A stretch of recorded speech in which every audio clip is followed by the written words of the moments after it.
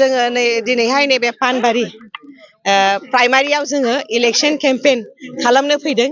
रायजो राजाया गासिबो गामिनिफ्रायनो जोंखौ लोब लोब मदद होदों, सहाय होदों आरो समर्थन होदों।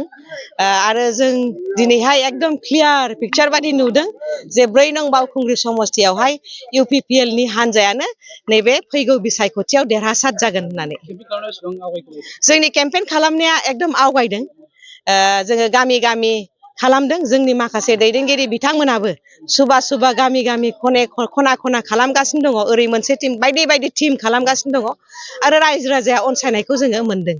बिराद गोजोननाय मोनदों। आंथ' बे जायगायावनो हाबा जाफैनाय, खांख्राइबारियावनो हाबा जाफैदों आं बे ओनसोलनिनो फिसा आरो बे ओनसोलाव जोबोद खामानि मावनांगौ दङ।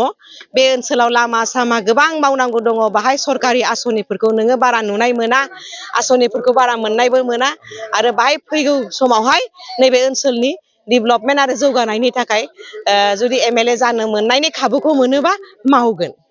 गोजोन्थों।